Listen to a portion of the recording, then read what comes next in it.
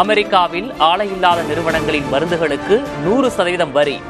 ஏற்கனவே இந்தியாவுக்கு 50% வரி உள்ள நிலையில் கேள்விக்குறியாகும் மருந்து ஏற்றுமதி.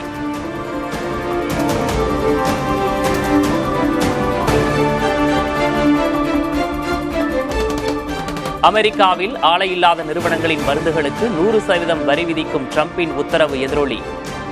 இந்திய பங்குச் சந்தைகளில் பார்மா நிறுவனங்களின் பங்குகள் 8% சரிவு.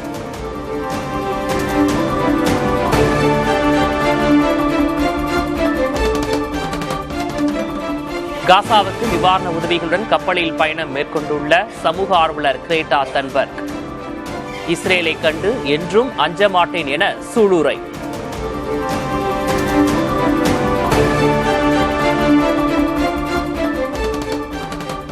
உத்தரப்பிரதேசத்தில் மிலாடி நபியின் போது ஐ லவ் முகமது என சுவரொட்டி ஒட்டியவர்கள் மீது வழக்கு பதிவு செய்யப்பட்ட விவகாரம்.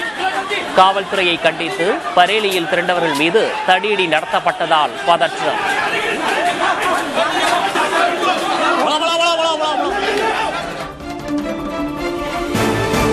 லடாக் போராட்டத்தில் ஏற்பட்ட வன்முறையில் 4 பேர் உயிரிழந்த விவகாரம். சமூக ஆர்வலர் சோனம் வாங்சுக்கை கைது செய்தது காவல்துறை.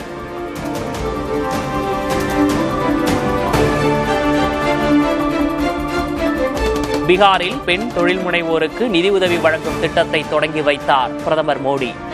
75 லட்சம் பெண் தொழில் முனைவோருக்கு 10,000 ரூபாய் நிதியுதவி.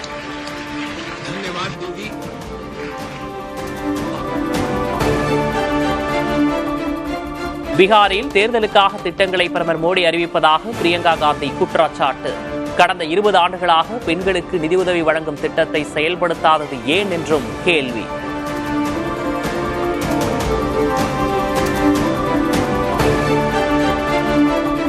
வினாத்தாள் கசிவால் கோடிக்கணக்கான இளைஞர்களின் கனவுகள் அழிக்கப்பட்டுள்ளன. இளைஞர்களின் உழைப்பை பாஜக வீணாக்கிவிட்டதாக எதிர்க்கட்சித் தலைவர் ராகுல் காந்தி குற்றச்சாட்டு.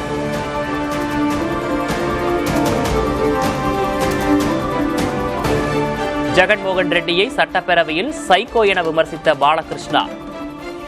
வார்த்தை மோதலை அடுத்து கடும் வாக்குவாதம். అందరూ ఇండస్ట్రీ కలవడానికి వెళ్ళినప్పుడు సైకో గాడిని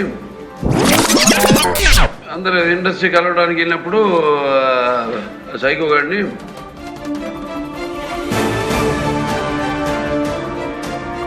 டெல்லியில் அக்டோபர் 7 முதல் 9ஆம் தேதி வரை செயற்கை மழை. காற்று மாசுபாட்டை கட்டுப்படுத்த கான்பூர் ஐஐடியுடன் புரிந்துணர்வு ஒப்பந்தம்.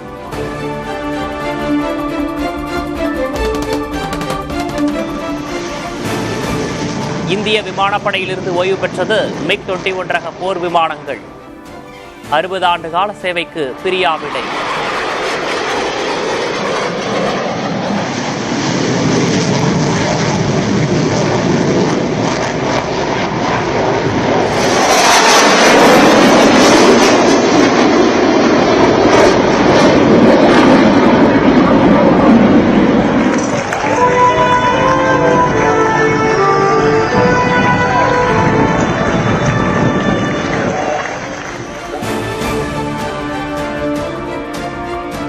தேசிய கல்விக் கொள்கையை ஏற்றால்தான் நிதி ஒதுக்குவோம் என விரட்டி அடிபணிய வைக்க முடியாது. சென்னை உயர்நீதிமன்றத்தில் தமிழ்நாடு அரசு தரப்பு பதில்.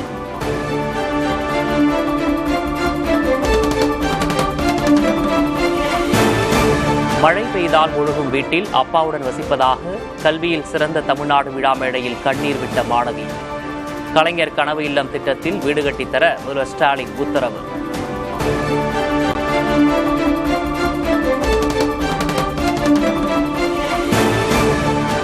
கல்வியில் சிறந்த தமிழ்நாடு என ஸ்டாலின் கூறுவது அனைத்தும் பொய். தகுதி தேர்வு உத்தரவால் 1.5 லட்சம் ஆசிரியர்கள் தவிப்பதாக பழனிசாமி குற்றச்சாட்டு. 96 அரசு கலை மற்றும் அறிவியல் கல்லூரியிலே பிரின்சிபால் இல்ல.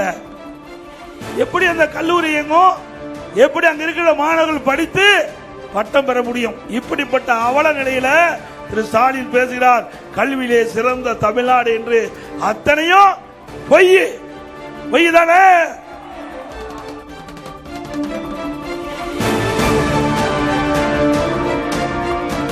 தேர்தல் வரை செந்தில் பாலாஜி கரூரில் இருக்க மாட்டார். பாதுகாப்பான இடத்திற்கு சென்று விடுவார்.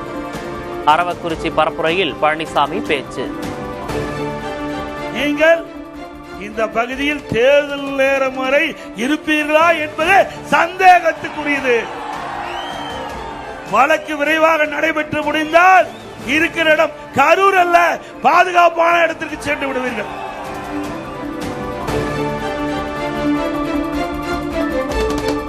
தமிழக அரசின் விழா கல்வி சாதனை விழாவாக தெரியவில்லை, பாடல் வெளியீட்டு விழா போன்று இருந்தது. திமுக அரசின் மாடல் திராவிட மாடல் அல்ல, விளம்பர மாடல் என சீமான் விமர்சனம். திராவிட மாடல் கிடையாது, விளம்பர மாடல். அவங்களே மாடல் தாங்க. இது ஒரு விளம்பரம், செய்தி அரசியல், விளம்பர அரசியலை தவிர வேற என்ன தெரியும்? வேற என்ன தெரியும்?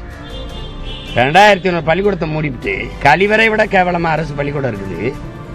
கல்வியை முதலாளிகளின் லாபம் ஈற்ற கடையா திறந்து விட்டு கல்வியில சிறந்த தமிழ்நாடுன்னா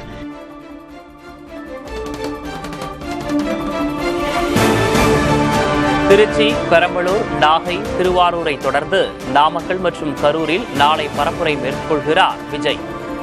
இந்த முறை திட்டமிட்ட நேரத்தில் பரப்புரை செய்ய விஜய் திட்டம்.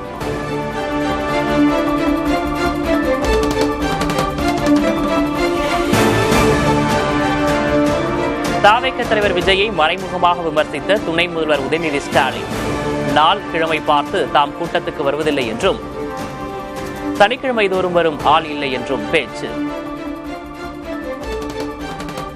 வாரத்தில் எப்படி ஒரு 4-5 நாள் வெளியூர்ல தான் இருப்பேன். நான் வெறும் சனிக்கிழமை விட்டு வெளில வர மாட்டேன். ஞாயிற்றுக்கிழமை கூட வெளில சுத்திட்டு தான் இருப்பேன். இன்னைக்கு என்ன கிழமை கூட எனக்கு தெரியாது.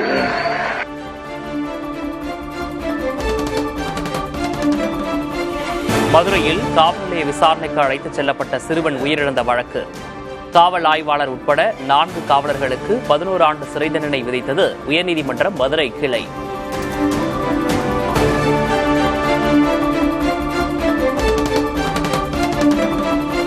காவிரியில் அக்டோபர் மாதத்திற்கு 20.22 TMC நீர் திறக்க கர்நாடகா அரசுக்கு உத்தரவு.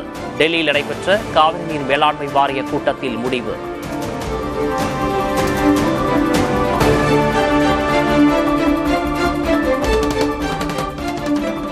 தமிழ்நாட்டில் அக்டோபர் 2ஆம் தேதி வரை மழை தொடரும்.